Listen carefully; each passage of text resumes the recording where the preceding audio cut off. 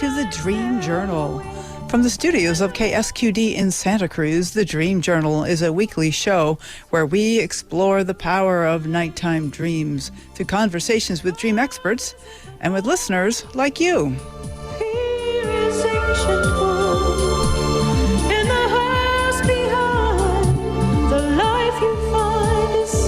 A dream can be meaningful even if you don't know what it means.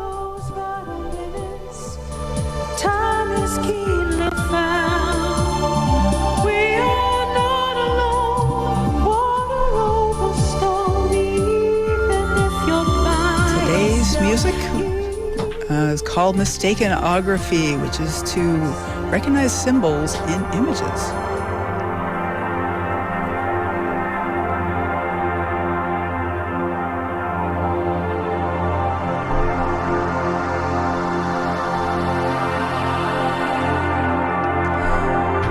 Dreams that happen between the Christian holidays of Christmas and Epiphany have long been thought to hold a mystical significance.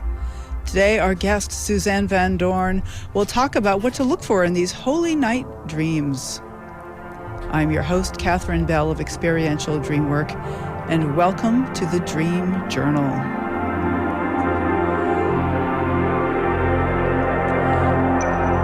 All right, let's get right to our guest. I'd like to say hello, Susanne van Doorn. How are you? Hello. Hi, Catherine. Hey, good to have you on the show. Yes. Let me introduce myself Please. to all the listeners. I'm Susanne van Doorn, a Dutch psychologist and author. I've written Dreaming Through the Land of the Deceased. The first book is a product of about 100 dreams of deceased that I collected, where I tried to paint a picture about how our dreaming minds think that the afterlife looks like. And the second book is a translation Theory of Dreams by Kazatkin, a Russian doctor who asked each and every patient what he had dreamed about and therefore composed a book where he laid the relationship between physics and dreams, diseases and dreams. So that was very, very interesting. And I'm thrilled to be here with you today to talk about something that's close to my heart, the Holy Nights, and the idea that certain times of the year dreams are favorable for predicting future and preparing you in a spiritual way for the new months to come. Yeah, beautiful. And I say your webpage is called mindfunda.com, mindfunda.com. So you can look up Susanna and her Holy Nights journey. So let's just tell us a little about that Holy Nights journey. Like what does that mean? You already said that dreams at certain times of the year are, what word did you use? I would say propitious, auspicious, like what meaningful? Well, how would you describe that? Well, Catherine, let me start out by telling you a dream that's, because in my eyes, the Holy Nights came tugging at my sleeve. Yeah. And they said, hey, there's something here. And they came in the form of a nightmare. Mm-hmm. It was a terrible nightmare where I really felt powerless. And in this nightmare, I'm standing outside a window in a hospital room, and I'm looking from the outside, looking in to a bed, and in it is a really, really skinny teenage boy. And he's strapped to the bed with a black band that keeps him in the bed so he doesn't fall out. So he's really, really ill. And now I see a doctor who tries to enter the room, and that doctor looks very healthy. He has got a full head of hair, he's in his 30s, but I also notice that his eyes are stone cold. And a fear grips my heart, like it's only possible in dreams, that you immediately know this is danger. And I sense he's going to kill that boy. And I do not dare to come in because I'm afraid that if I step in, the doctor's going to kill me as well. So I feel really, really helpless. And then I look at bed again and I see that the guy is gone. And I'm so glad that he managed to escape. And my eyes scanned the room because there's practically nowhere for him to hide. So I look at the closets in the room, none of them are open. He's nowhere. And then my eyes go up to the ceiling. And I see that white ceiling, and above it is a shade. And I see that the guy has hidden there. And then I see, to my terror, that the doctor has followed my gaze. And then I wake up with the terrible knowledge that that guy is going to die. He's not going to survive. Now, that dream that made me really, really anxious. But was it about me? Was there something wrong with my health, with my lungs? Maybe should I go to a doctor? And then I decided to interpret my own dreams. And I said, well, a doctor is my animus, my ambition, my drive. And I have neglected that, so it's going for revenge. But it didn't feel right. It didn't click. Now, let's fast forward 5 months later to the month of May. I'm from a big family. I'm the youngest one in a big family, and my sister, one of my sisters, she isn't feeling too self-assured behind the wheel. So we had agreed that I would pick her up from the station and we go to my parents' house for Father's Day. But the night before we would go, my brother called me that my father was in the hospital. And when I visited him in the hospital, you know what happened? What? The doctor came to me and to my mother, and he said, your father is not going to make it. And my father was taken into the hospital because his oxygen level was low. So he was lying there, skinny, he had Parkinson, in that bed, strapped to the bed so he didn't fall out, with an infusion in his veins. And I was devastated, and I was looking for him because he wasn't there anymore. And I scanned the room, and my eyes went to the ceiling, and I saw that white ceiling, and then I thought, that dream that was there to prepare me for this shock. Oh, wow. Because even though my father was already old and he had lived a wonderful life, I wasn't ready for a new stage of life. And so that moment, that's when I made the connection. That was the dream that was preparing me for this transition. And indeed, the doctor of my father wasn't at all like the doctor of my father, but he was, like the doctor in my dream, very businesslike, you know, like doctors trained to be in that kind of situations. So the year passed, and the next December I got a mail from somebody in the Dutch dreaming world, and he said that he and his girlfriend were going away to enjoy the holy nights somewhere spiritual with mountains and relaxation. And that's when I made the connection. That's when I thought, hey, this time I've always experienced very intense dreams during Christmas time. That was it. So how about you, Catherine? How are your dreams around the dark days? Well, I have never really made a study of it. I've had guests on the show who talk about, like, and I know there's a Japanese tradition to look at the first dream of the new year and how that foreshadows the time to come.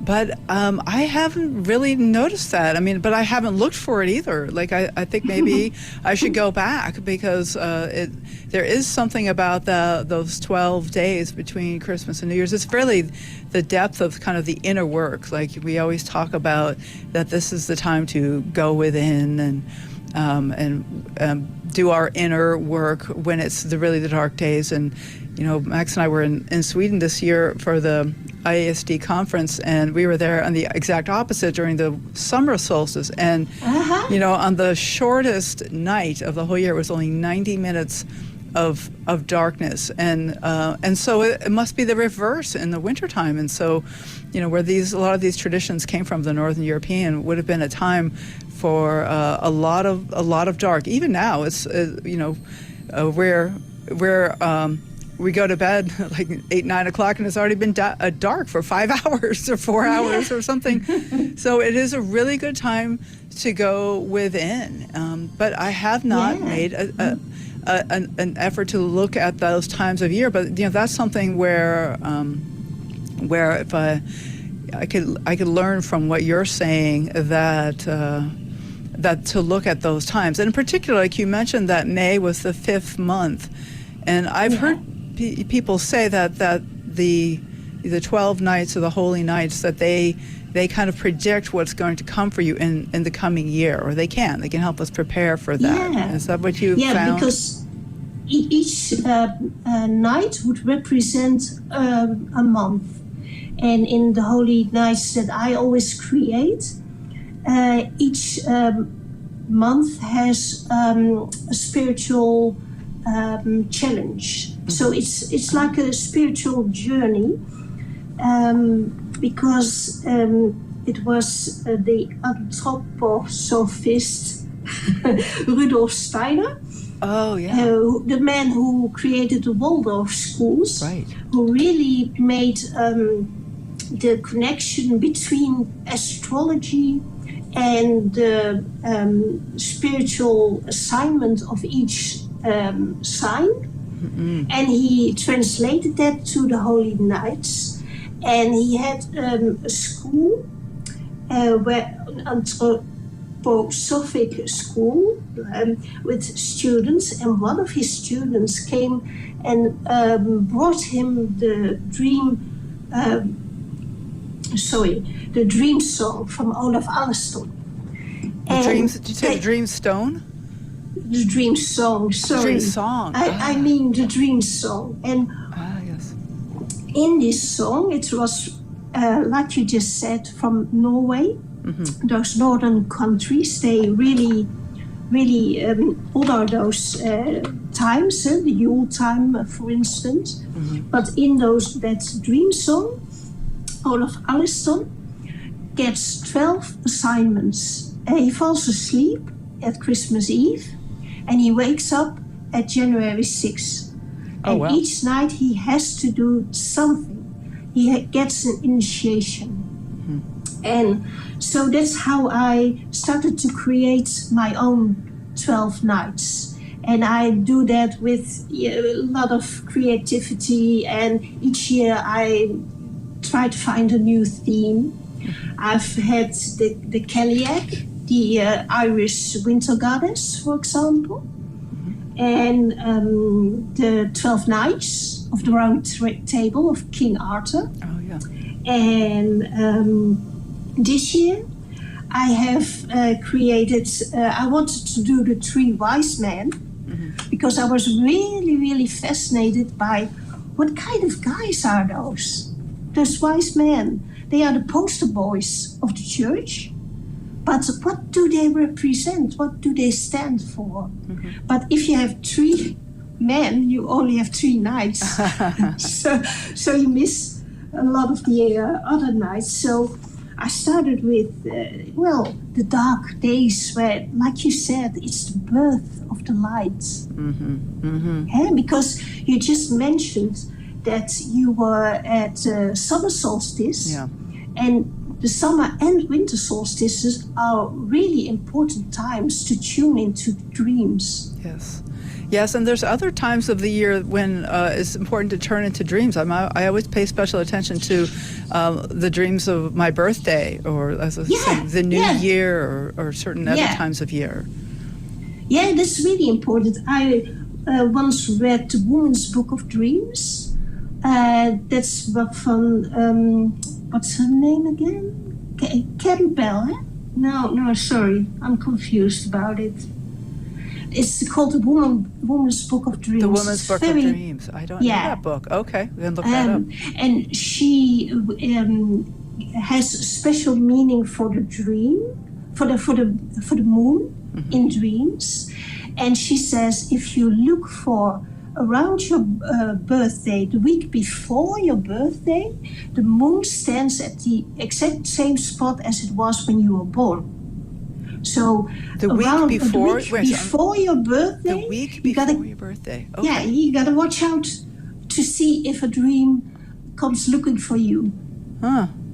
So this is not a specific time when you can tune in. So both of the solstices, October 31, of course, with tuning into your ancestors. And each month with new moon. Anniversaries of a wedding would be another good time, or anniversary of a death, yes. Yeah, and the old Egyptians had the days where Cyrus was high, was rising, and it was a very important planet that was connected with the fertility of the land. So when you dreamt around their new year, it was also very important to look out for the meaning of dreams at that point in time, around August.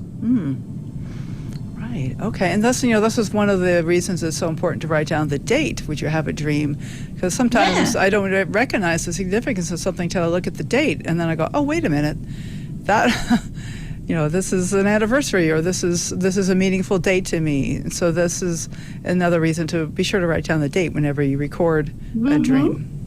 So please go ahead. I just remembered her last name is Connie Kaplan. Oh, Kaplan? Connie Kaplan, yes. Okay. Yeah. And the Women's Book of Dreams. Women's Book of Dreams. Yeah. I can recommend it. It's very nice to do. Well, I wanted to ask you about incubations. And this is a kind of, so we can stumble upon these things and look back in the journals and see what dates correspond with which particular dreams in your original nightmare was just a total happenstance.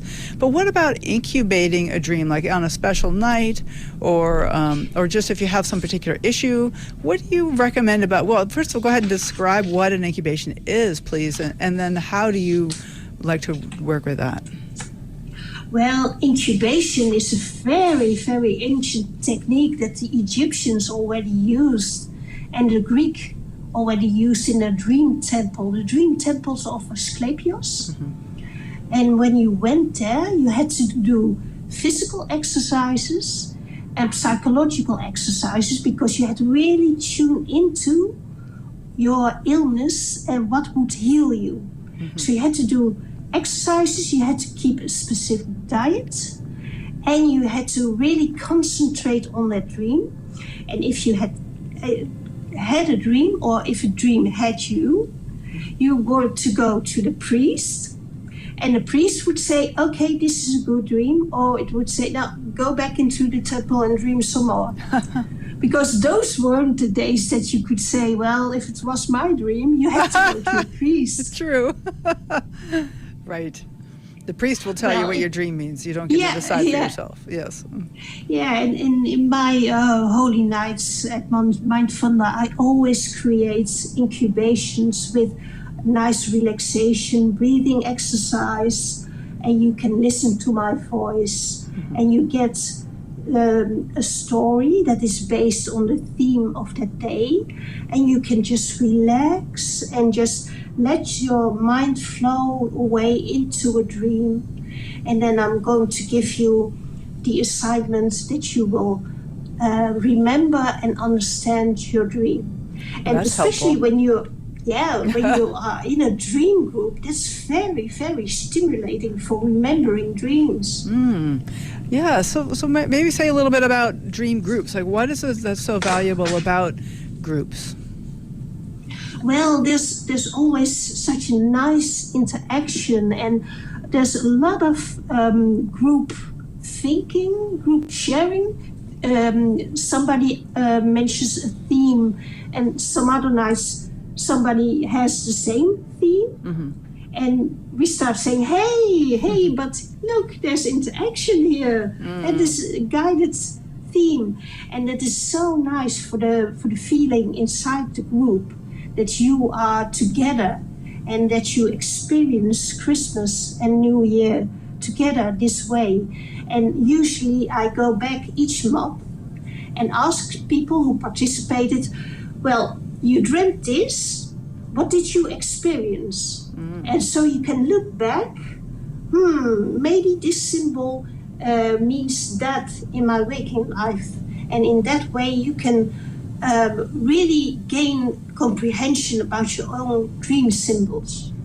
Right. So it's like the group can help you remember to check the different things. I often find in groups that there's one person who's particularly alert to like any health issues going on that might be showing up in a dream. Somebody else is asking about the childhood issues that might be coming up, and of course the benefit also of a group is that we each get to share the dreams. Like I get to have a little piece of your dream if you're in a group with me, and so even if I get to, it just adds to the richness of the sharing.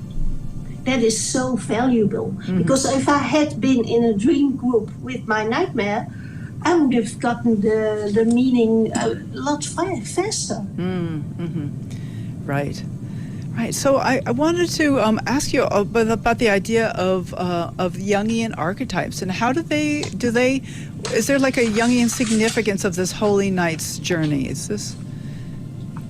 Well, it's I always compose it as a journey, a spiritual journey based on archetypes. Archetypes are things that are not only personal, but that everybody recognizes.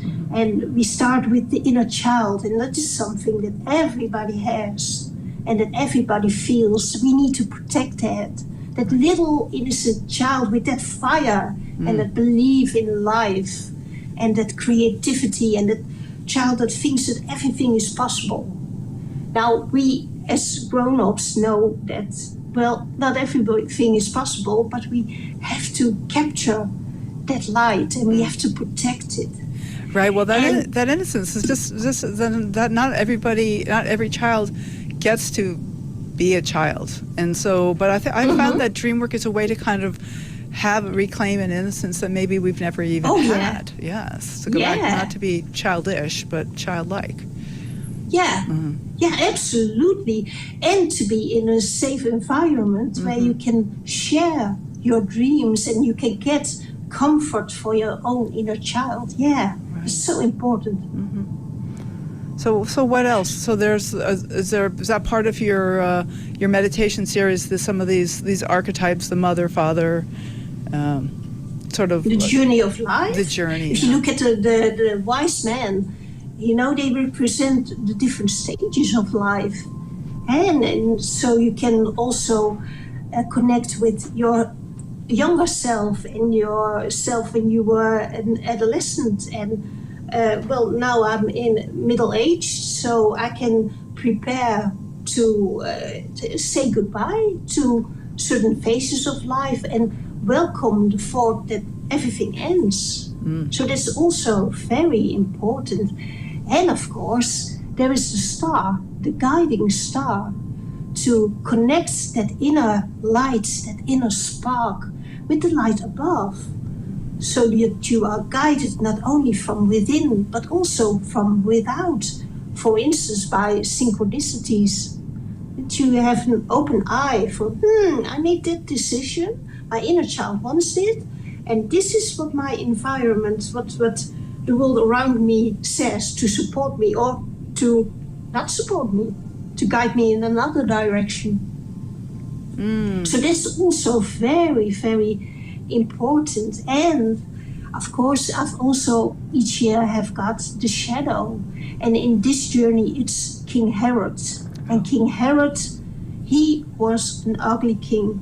He wasn't nice. He murdered his family just to be sure that they didn't get him out of power, just to keep his power. And he was just collecting money. for the Roman Empire, so that they could keep engaging in wars, they could keep financing their wars. Right. So that's Go ahead. also very, very important to connect with. It's not only King Herod from the history books, but there's also a little bit of that shadow in me. Right. Well, how do we keep ourselves small so that we can attend to business or whatever it is that Yeah. Right. And that's something that I think you'll agree with, that even though some of the symbology here is related to cultural Christianity, that you don't have to be a Christian to go through these kind of archetypes. These are very general not at archetypes. All. Yeah. No. Yeah. Yeah, it's only so that each year I search for a theme. And once I get infatuated with the theme, and I was infatuated with the 3 wise men, right? Then it's just, okay, I'm so in love with that idea. That's got to be it. Right. So that's why I composed the journey based on characters of the story we all know, but not with the religious meaning attached to it, but with the psychological meaning attached to it. Right. Though I'm sure you could bring in also the spiritual meaning if you are a religious person as well. Yeah. So, Yeah, of course. Yeah. Right. Well, this is amazing. I really enjoying this conversation. This is Susanne van Doorn, and we are talking about her Holy Night's dream journey, and the idea of having dreams during special times of year and how they can help us prepare for the coming year and for many things in our life. That the way that dreams do, they can help us to prepare. So we're going to take a short break, and we'll be back in a moment. I want to let folks know, let me first also say that the webpage, Susanne's webpage, is mindfunda.com, mindfunda.com. Also like to let you all know that we are broadcast live from the KSQD studios in Santa Cruz and co-broadcast live in San Jose by KCXU. We will be right back.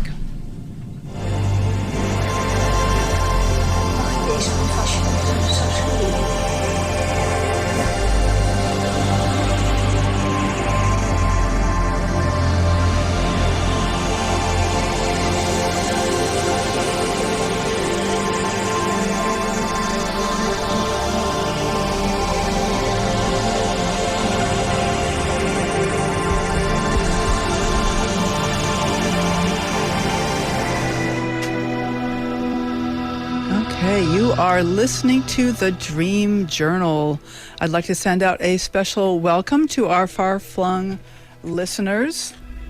We have local folks, Santa Cruz, Aptos, Mountain View, Sacramento, California, Arcata, California, San Diego, and then Seattle, Washington, and Gainesville, Florida, Ashburn, Virginia, and Emmaus, Pennsylvania. So glad to have you on the show. I mean, people really are interested in the world of their dreams, and I'd like to encourage you to nudge the algorithm to help spread interest in dreaming. Please follow The Dream Journal on your favorite podcast app.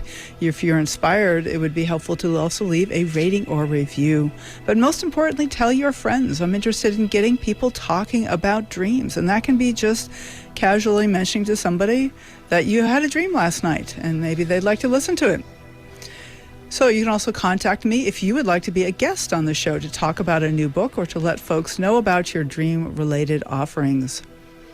Please go to Facebook and Instagram to find out about upcoming shows and pod drafts by following The Dream Journal, that's hashtag The Dream Journal, and at Experiential Dreamwork. I also want to remind folks to submit a proposal to present at the IASD Virtual Conference, which will be in June. All over the world. It's an online virtual conference, no travel expenses. If you want to get your ideas out there to have people hear your thoughts, you can submit your proposals to asdreams.org, and the proposals are due December 20th, so don't delay. You can give a 20-30 minute talk, which is 20 minutes talk with 10 Q&A, or workshops of 60 or 90 minutes. We also offer morning dream groups. If you would like to conduct any of those groups, be sure to submit your proposal to asdreams.org. And of course, we hope you will come to the conference, and you can register now all the way through June. Next week, our guest is Forrest Rivers, who will be speaking about humanity's spiritual rebirth and how he sees that the COVID pandemic was a chance for us all to learn to find meaning and purpose, even in the face of great suffering and loss. That's Forrest Rivers next week on The Dream Journal. And today's guest is Susanne van Doorn, and we are talking about the Holy Nights Dream Journey. You can get in touch with her at mindfunda.com. So we do have a caller on the line. It's Christian from Chico. Thanks so much for calling in. Well, good morning. Good morning, Christian. I have a dream I'd like to share. Oh, that'd be wonderful. Shall I start? Yeah, you ready, Susanne? Yes. Okay. Hi, Christian. Fabulous. Hello, Suzanne. I had this dream on Sunday night, November the 24th, so it's fairly recent. And the title of it is The Dusty Old Stereo Receiver.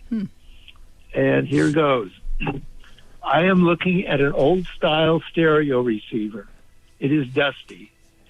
I turn different knobs to adjust the volume, as I don't want to disturb the person sleeping.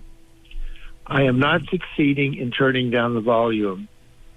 I see a compartment with a light on inside, like the inside of a small microwave, in the upper left of the receiver for playing or maybe just storing large cassettes or videos. Inside are 4 Coca-Cola bottles. I take one out.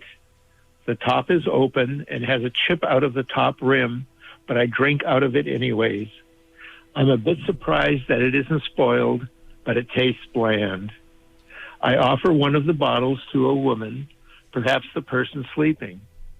I keep working with the receiver's various knobs and finally find one that seems to control the volume. End of dream. Interesting. Oh, wow. You know, Christian, the first group association I had with Coca-Cola was the Christian, the Christmas advertisement of Coca-Cola. Excellent. Well, that's almost exactly a month before Christmas Eve, because November 24th, isn't that what you said was the date of the dream? Yeah, So it is a exactly. month. Yeah, interesting. Okay, yeah. What else, Susanna? Go ahead. Oh, okay. So you are lying, the dream starts when you are lying in bed? No, I don't think I am. I'm just looking at the old dusty stereo receiver. But somebody's lying in bed. There's a woman there laying in bed. There's a woman lying in bed, yes. Yeah, I'm trying to not disturb her, I think, is part of the... Yeah. I don't want to disturb the person sleeping. And I don't say that it's a woman at first in the dream, but later on, it does seem to be maybe that it's a woman that's sleeping. Okay. Yeah, because it's a stereo. That was always also something. So if it was my dream, it would be about having the right sound and adjusting your sound to the person next to you. So you tune in to something, but it's a bit dusty. You have like I have to practice again to find the right frequency. If it was my dream, and the dust. What is your first association with dust? I get the feeling that I'm looking at something old that hasn't been used in a long time, and it's just been sitting there, and it's accumulated dust over the years. Oh, interesting. Because now you use, I think, something like Spotify to listen. True. Yeah. Actually, I don't. Oh, okay. I still play old-fashioned CDs, and I don't download music except some YouTube things. So I still do things kind of the old-fashioned way, and I have a CD player and a receiver. But the one in my dream was definitely a real old-style one from gosh knows how long ago, and it was all very dusty. Tubes even. I don't know. I don't think it goes quite Oh. not that far. Okay. I'm not that ancient. Oh, well, I'm I'm saying I had ancient, some in but not college. yet. I had some tube amps. So. Uh-huh. Okay, but there's dusty, And- so it hasn't been used a lot. That's interesting. And I know you love music. That is, I think you want to, if it was my dream, I would want to use a radio to listen to music. Right. So you mentioned, Christian, that the stereo is very loud. What is actually playing over it? I might have missed that. You know, I don't have a clue as to what the music is. I'm not even sure I was hearing any music in the dream. And I do hear music in dreams. That's not unusual. But I don't think I was hearing anything. I was just playing with the volume and wanting to turn it down. Oh, that's interesting. I didn't even catch that until you just mentioned it. Yeah. Oh, interesting. And yet I'm worried that I'm going to wake up this sleeping person here, and even though I can't actually hear anything in the dream. Huh. Interesting. You know, I'm thinking of the sleeping self. The sleep, is there like the part of me that's sleeping? Is that this person sleeping, and is the dream going to wake me up? I know there's this old theory. I think it was Freud, who said that dreams were specifically designed to keep us asleep so that we would wake up, and that reminds me of that kind of old trope. I think you're on track. That all resonates. Okay. Yeah, and I also have the feeling that there's something about waves and frequencies, because first in my dream that you gave to me, I have a dusty old radio receiver, but then you have a microwave, and then you mention large cassettes, all containers of your inner music, your inner tune, like you want to adjust it. Could it be? Does that resonate? No, I like all that. That sounds good. Kind of bringing them into focus somehow, into the right levels. Different parts of me. I'm actually writing down notes on all this stuff and tracking it. So. Okay. And then I'm curious about the Coca-Cola. So you find several bottles of Coke in the cabinet or something, I think? Yeah, you know, I find that to be an incredibly puzzling part of the dream. Okay. I share dreams in a dream group all the time, and the ones I usually take are the ones that are like, I don't get it. And this is one of those. This is an I don't get it dream. And the Coca-Cola bottles I find particularly perplexing. There's 4 of them, and that's a standard Jungian symbol of the self. So I'm not sure if that's what the meaning is, or I'm just completely off track here. And I don't get that part. And what's your association with Coca-Cola? Do you drink soda? No, no?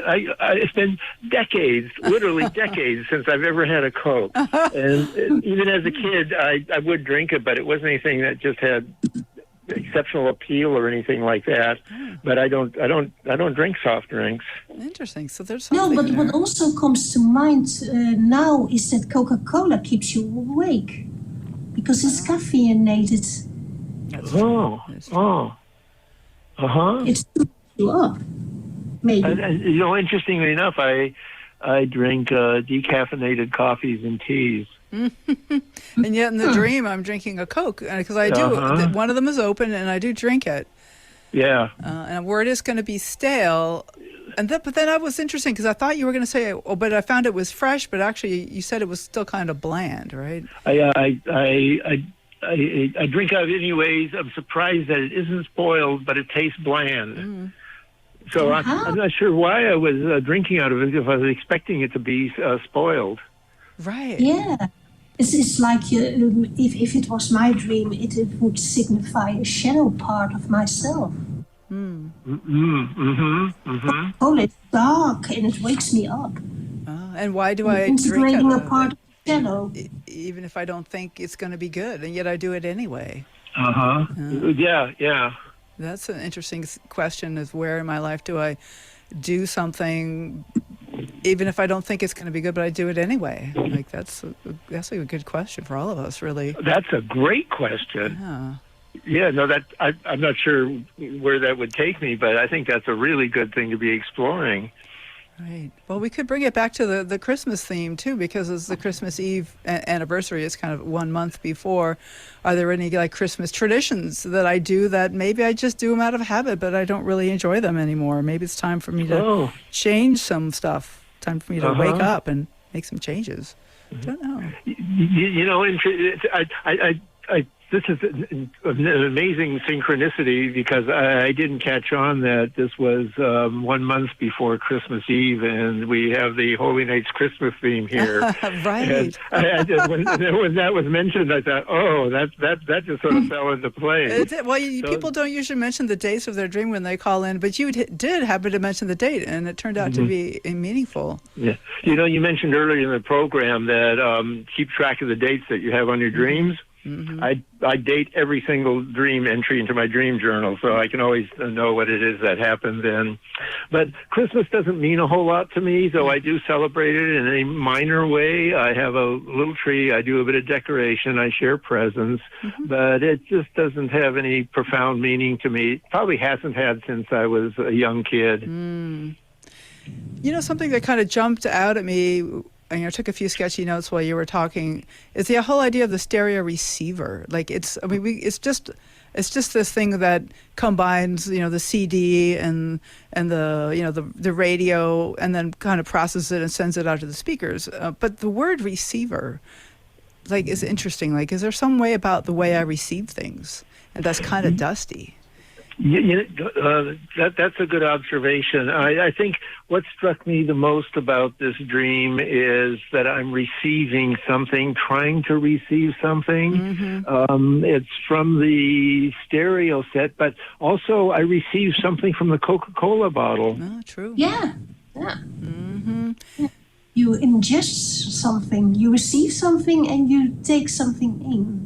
I take it in. And I taste it, which I must say, tasting during dreams is a fairly rare thing. We see things and we hear things, but it's not very often that we taste things in dreams. That's incredibly rare. Yeah. And I didn't actually taste it in the dream. Those were more thoughts about what it was. Oh, I'm surprised that it's like this, but I don't recall actually tasting something in the dream, but I definitely had thoughts about the tasting. Okay.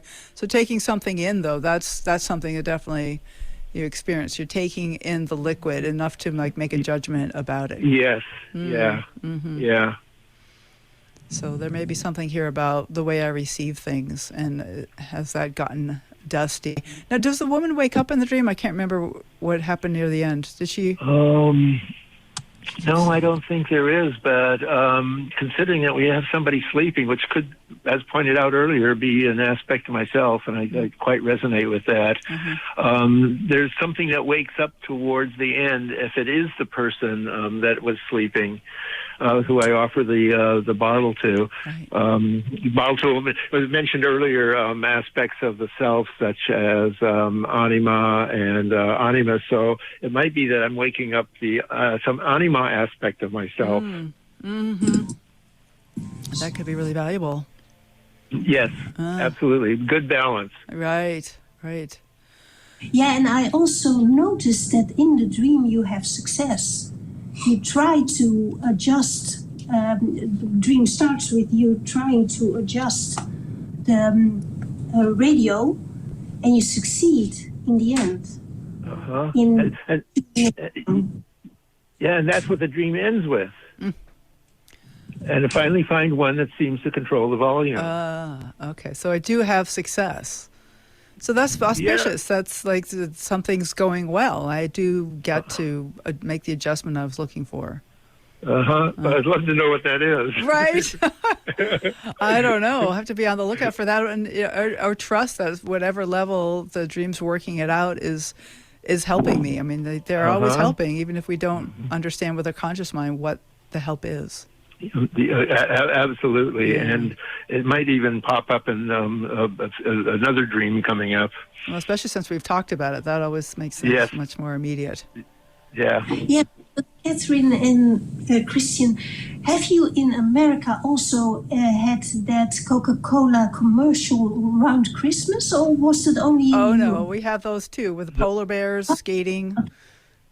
Yeah, I recall those. Though I haven't seen one in ages, but I do recall those happening. Very festive, yes, with lots of like Christmas lights and Mm-hmm. auroras and things like that, stars. That was the thing that really tuned my mind into Christmas, the Coca-Cola. Well, good. That turned out to be helpful to think about it as the 1 month anniversary before Christmas. And yeah. Well, thank you for calling, Christian. This has been a very interesting conversation, and I hope you found it helpful too. It's a pleasure talking to you and Suzanne, and I found this very useful. I got some notes here, and I need to think about that a little bit. Good. I definitely will. So thank you very much. All right, wonderful. Take care, Christian. You too. Thanks. Goodbye. Bye. Bye. Goodbye. All right. So, Susanna, this was a very interesting dream, and it turned out to be a little bit of an anniversary dream, or kind of a significant date kind of a dream as well. So we have just a few minutes left. I wonder, what else would you like to share? What else is on your mind, Susanna? Or do you want to make any comments about Christian's dream, or what's up for you? Sorry, what did you say? Do I want to share something more about Christian's dream? Or either that or whatever else is on your mind. We only have about 3 or 4 minutes left, and so I'm curious, what's your part? What do you want to talk about now? What's important? Okay, well, if you, especially for your listeners, if you go to my site, Mindfunder, you can find there an incubation that you can download for free. Well, you have to give your email address, of course, and you can just try for yourself if the incubations that I work with are good for you. Perfect. I love that. So it's mindfunda.com for the Holy Night's Dream Journey. This year is called Guided by a Star. So, Susanna, any last-minute encouragements that you'd like to share with our listeners? Yes, dreams are important, and it's such a joy to wake up and tell the person that you're having breakfast with what you have experienced that night, because it really deepens the relationship you have with your loved one, and also very important, the relationship you have with yourself. Right. Because I've been working with dreams for, I think, about 20, 30 years now. And I noticed that I started to like myself so much better. And that is something that I really want your listeners to pay attention to. Wonderful. I love that. Thank you so much, Susanna. It was a pleasure to have you on the show. Yeah, thank you for having me, Catherine. All right, well, and enjoy your Holy Night's journey. Whether people joined you for it or do their own Holy Night's journey, I wish you all happy dreams. Happy dreams. Thank you, Susanna. Bye-bye. Bye now. So thank you all for listening. The Dream Journal is produced at the studios of KSQD in Santa Cruz, and we are live every Saturday at 10 a.m. Pacific at ksqd.org. The podcast is released on the Monday after the show. It spreads interest in dreaming when you subscribe, rate, and review. I'm Catherine Bell. You can find out about my dream coaching practice at experientialdreamwork.com. You can email me at catherine@ksqd.org, KATHERINE@ksqd.org. Follow Experiential Dreamwork and hashtag The Dream Journal on Facebook and Instagram to find out about upcoming shows. I'd like to thank Rick Kleffel, engineer and music creator. Audio editing by Suki Wessling. Phones by Tony Rissimano. The intro and outro pieces are both by Mood Science. And tomorrow morning when you wake up, take a minute to write down your dream and bring it to the next Dream Journal. Oh, let me know. Yeah.